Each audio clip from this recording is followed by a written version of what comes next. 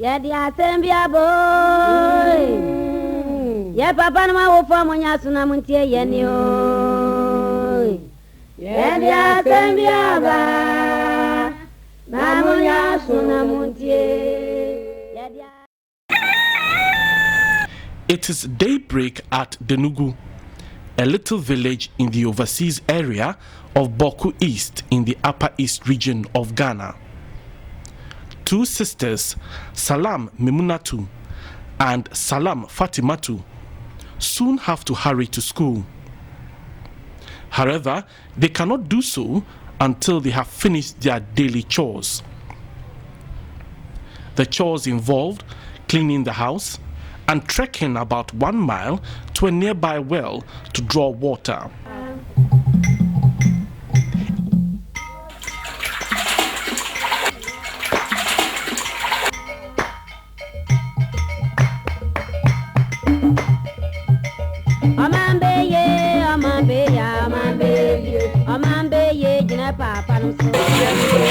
In spite of the hardship, the Salams are very fortunate to have been enrolled in a school at all. Similarly, at Jijimrija, a farming community in the German district of the Bunafu region, another fortunate girl, Victoria Chirwa, just returned from school, but has to complete routine chores before turning round to do her homework. Unlike the Salams and Victoria, there are many girls in Ghana today who, due to poverty, ignorance and tradition, are not in school. Indeed, poverty in Ghana is very pervasive. As a developing country, Ghana depends on a few traditional and non-traditional export commodities for revenue. Earnings from these do not amount to much. What is more, the little earnings which accrue are not always properly disbursed. The result is a crippling poverty which makes it impossible for some parents to provide education for their children, particularly the girl child. At the communities, it was very glaring that girls' education was not being attended to. Yeah. You could see girls roaming around, whereas they should be at school. There is low patronage of education. Girls don't go to school. And when it also comes to gender equality, when the family is faced with the choice between a boy and a girl who to send to school, they always choose a boy to send to school. Because of our social cultural practices that really seem to put the girl child at a disadvantage. The girl child, even when they make an attempt to send her to school, just before she reaches the upper primary, she is withdrawn. Some also drop out of school and may soon become wives or start fending for themselves at an early age. However, women and girls form over 51% of Ghana's 20 million people, and the country's constitution makes it mandatory for every government to make basic education available to all. The Ministry of Education has a responsibility to provide all citizens, especially the youth of the country, with education, that is quality education. At the moment, we all know of the FQ. Some of the out-of-school girls are either trafficked or find their way to Kumasi, Accra, and other big cities of the country. Many end up as house helps. Others end up in the streets and have no homes to live in. They are forced to undertake menial jobs to eke out some livelihoods. Some eventually fall victims to crime, prostitution, teenage pregnancy, and may end up as child mothers or even victims of HIV/AIDS. Meanwhile, more of their male counterparts get enrolled, stay in school till completion, and have higher chances of continuing even to the university level. Despite the imbalance, Ghana is signatory to the Dakar Declaration and other international conventions which require that basic education be made available to all without regard to gender. The conventions also prohibit all forms of discrimination against women. However, the inequality in education persists till today. Movement, especially in the area of girls, children, has been very low. And I think nobody needs to be told that it is very necessary to see the girls' children also in school to be the same level with the boys. This is assembly wa. Mensen omo adwene assembly no no ye wo nipa eye aduonu mienu 52. Ema omo no omo in 20. Basa no a na chese ema ensema yese ko abemu no kura no etosini. Enye se bia ema ni district ha ema wo ha nanso so enam se ngoma suamu no etosini bebre ni ntino yenya ema bebre ma omo ma assembly ho. As an example of how to address the imbalance, some district assemblies and the Integrated Social Development Center, ISODEC, intervened with the girl child education projects. We set ourselves two main objectives. One was to, by the end of the project, we should be able to mainstream the girl child activity into the district assembly's main activities. And then the second one was to increase access and also to reduce dropout rates. They have since 1998 been working on the girl child education project. As a development program, the project has different stakeholders. The chief collaborator is the district assembly, and we also have the education sector. The districts, the education directorate in the districts is a key collaborator. We collaborate with the district's director of education himself is a member of the DMT, and the girl child officer is also a member of the DMT. In each school or each circuit, we also have circuit supervisors who help a lot in carrying out their activities. Besides the director of education, the girl child officer, the circuit supervisors are helping. But again, even if we send gold into the classroom and there is no teacher to turn it around, there will never be teaching and learning. So the teachers are also our major collaborators. But sometimes too, we have other NGOs in education in the districts that we collaborate with. We can decide to come out with a program, and then we invite the other NGOs to come and participate. It is physically present in 8 participating districts in Ashanti, Bunahafo, Northern and Upper East regions, but its import reaches far and wide. Our activities translate the borders, the regional borders. We selected 8 districts in these regions to work with. What we did was we opened up the discussion with the district assembly. We invited them to a forum and then informed them about our concept of the girl child education program, because we want to run it as a partnership program. So those who responded were those that we partner with. Each of the 8 districts has in place a district management team which comprises all stakeholders in education.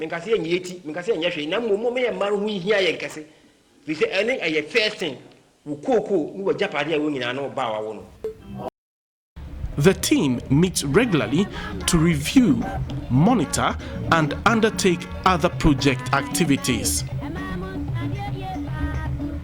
But let's now look at some major activities which have been introduced to address the challenge of girl child education. First and foremost is the establishment of an endowment fund for girls' education in all the 8 participating districts. The main purpose is to give scholarship to needy but determined girls who demonstrate interest and exceptional academic potentials. Orphans, destitutes, and other disadvantaged groups are also targeted. They realized that I was having eyes problem, and so they decided to pick some of us that they will sponsor us. And through that, they decided that I should cure for my eyes first, because without the eyes, I can't read the book. And so whenever it's disturbing me, they will give me money and I'll go to Boku. But when I was in GSS, it was only twice that I went there. But when I came here, if you pick my exit cards, it's only Boku. And it is they that have been giving me the money, and I've been going. Among the fund's numerous beneficiaries is Miss Letitia Azogli, a second-year student of the Bolgatanga Girls Secondary School.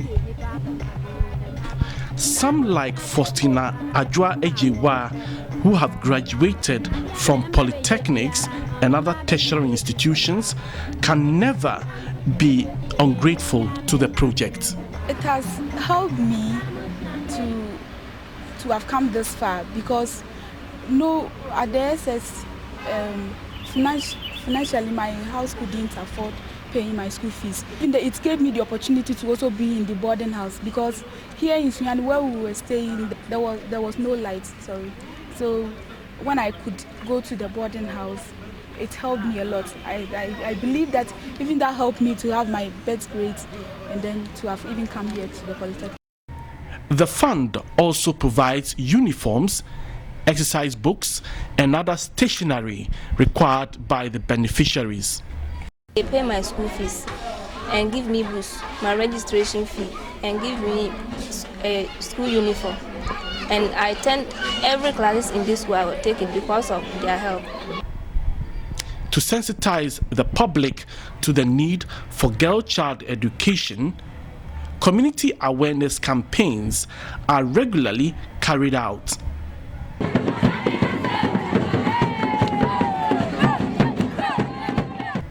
Members of the district management teams travel from community to community to undertake the campaign.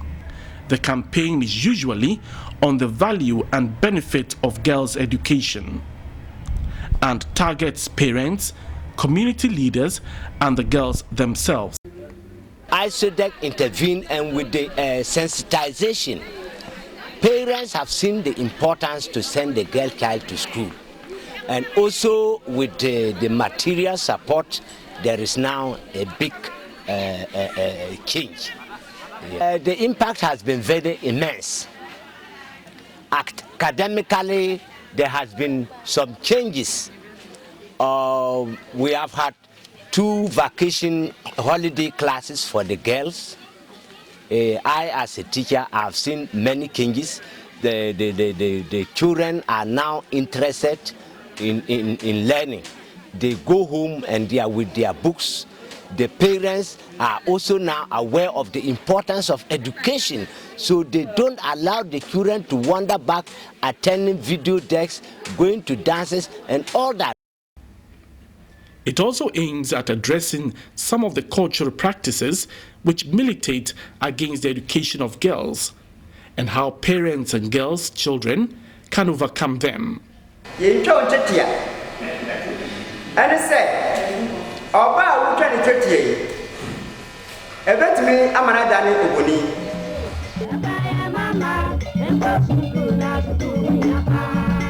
Problems in the community that compel girls to drop out of school are discussed. Radio talk shows are also organized by the various district management teams as part of the campaign to sensitize the public on the essence of girls' education. So far, the campaigns have created awareness on the need to educate girls and impacted positively on the enrollment of girls to school in all the districts of operation. Some time ago, the girls would not even stay and they will also not study. But the situation has changed. So that when you get to our schools, the enrollment figures have even gone up. So let me take the 2 districts for ISODEC. For example, if you go to Asutifi, they started the program in 1997-98. Is that right? And at that time, the enrollment figures of 53.5% enrollment was 53.5 for boys and 46.5 for females. Then 98-99 we had 54.7 for boys, 45.3 for the girls. And as at last year we have 52.4 for boys and 47.6 for the girls. We haven't reached the gender parity of 1-to-1 yet, but I believe that with the large leaps in the percentage enrollment, we'll still get there. Another activity of the Girl Child Education Project is the study clubs. Here in Kenyasi, these girls of the local DA Junior Secondary School are members of the study club. School has closed, but they have stayed on to practice reading. Until the inception of the Girl Child Education Project, vacations were free time for the girls, either to follow their parents to farm, or stay at home, or even play truants. But this is no longer the case. Under the project, the participating district assemblies and ISODEC have introduced holiday classes. Conference of ISODEC. But we have a format of running the area of ISODEC format. We have one radius and then what? Another radius. So this 2 radius is the same as what we call the radar. It is plural, so we say radar. In fact, the classes have become so popular that more centers are being created in some educational circuits. Some girls who do not have centers close to their communities travel to stay with relatives in communities close to centers in order to be part of the classes. Miss Gladys Kakraba, a second-year science student of the St. Louis Secondary School in Kumasi, is an example of what the holiday classes and other girl child project programs can produce. Even though I was in school, I wasn't encouraged to climb the academic ladder as I'm willing to do so due to some circumstances. But I know when I came into contact with them, they've encouraged me in so many ways that I know I can climb the academic ladder to the highest peak. Today, Gladys is a proud member of this great school. She is active in class, at the laboratory, and even on the basketball pitch after classes.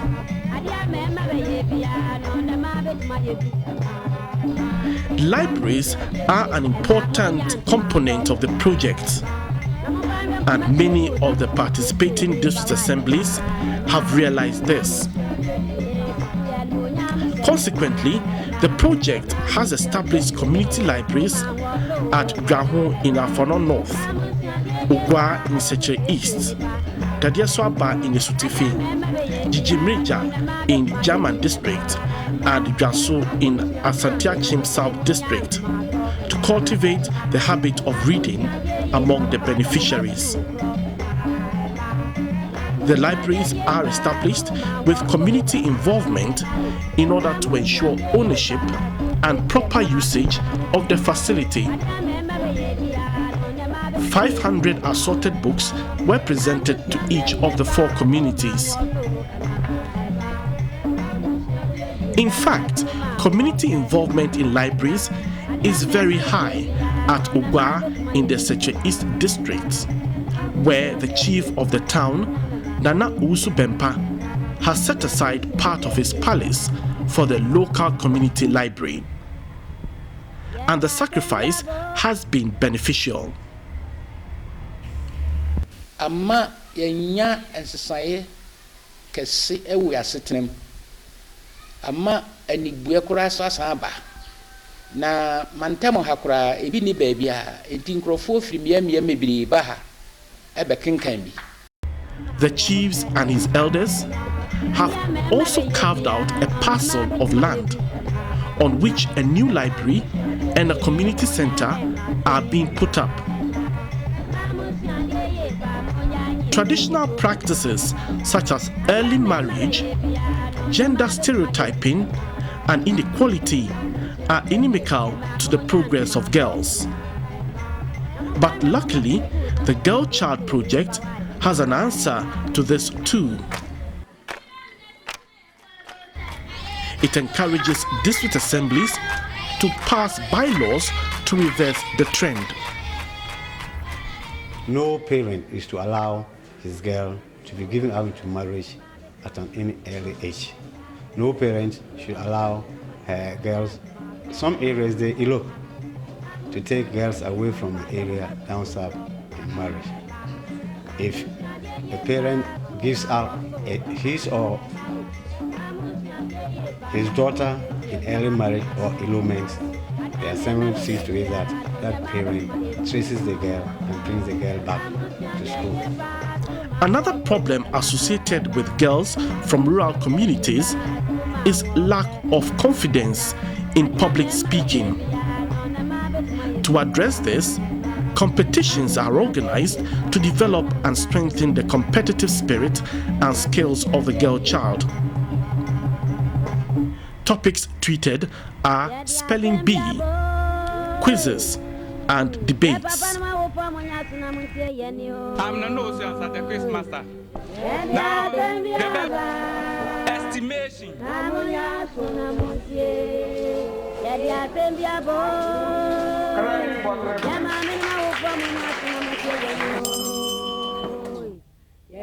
One way to whet the appetite of the girl child towards learning is by creating role models for her.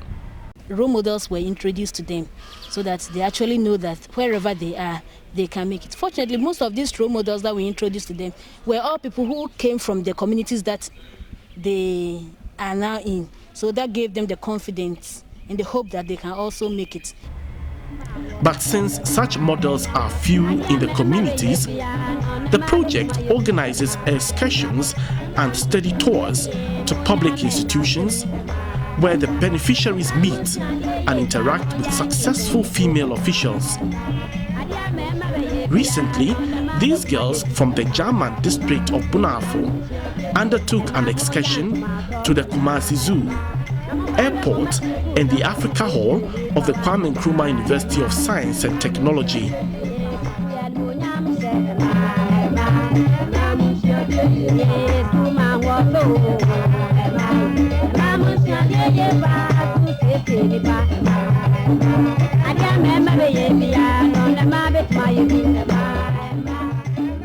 On another occasion, they visited the Eburi Botanical Gardens, Kotuka International Airport, and the Tema Harbour.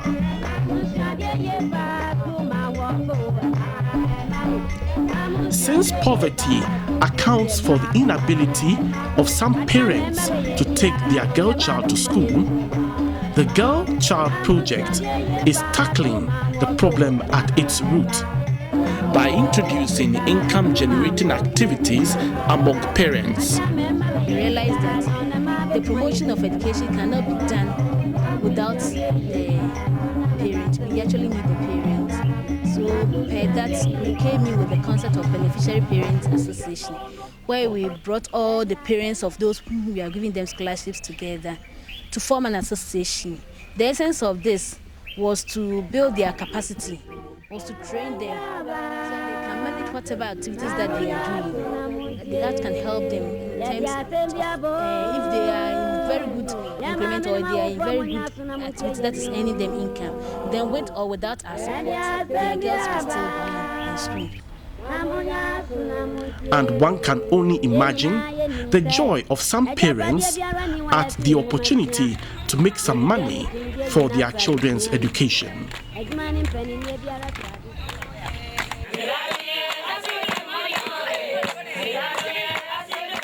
The Girl Child Project and similar ones by other NGOs are proving that the challenge of girl child education is enormous but not insurmountable.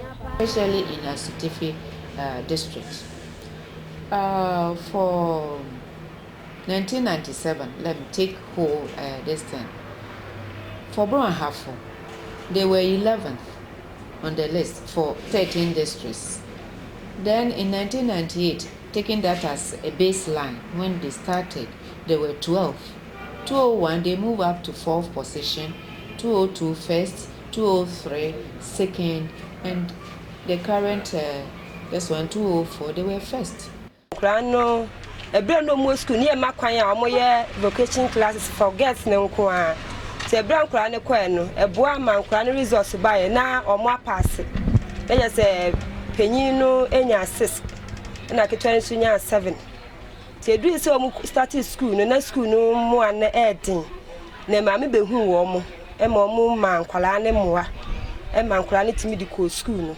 AVA.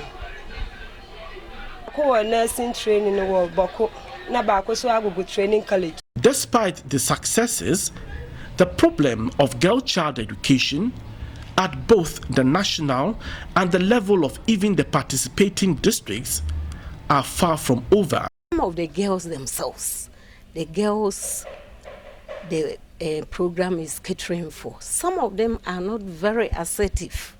So when they know they don't perform very well in school, they find a way of dropping out.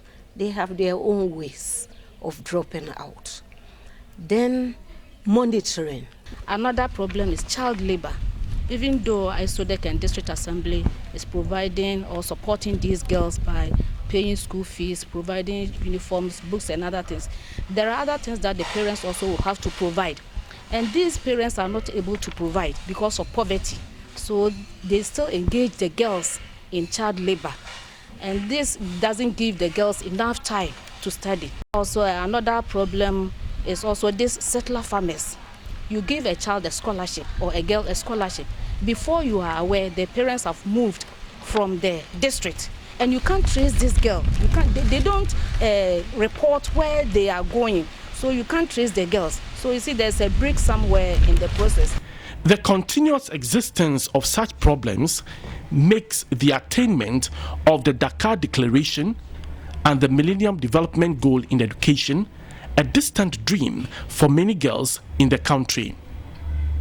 However, from the example of the Girl Child Education Project, it can boldly be said that it is possible to enhance girls' education in Ghana if there is political will to implement international conventions and declarations, as well as constitutional provisions on the girl child. Enhancing girls' education is also possible if traditional practices, socioeconomic and cultural barriers to education will be changed for the better. It is again possible to enhance the education of the girl child if, as a country, Ghana's priorities are set right by making girls' education an important issue on the country development agenda and making budgetary provisions to support it. It is lastly possible to enhance girl child education if all stakeholders will be resourced to play their roles effectively. Such are the lessons of the Girl Child Education Project. She can feed you and clothe you. When you're older, cannot work anymore. She can feed you and clothe you. When you're older, cannot work anymore.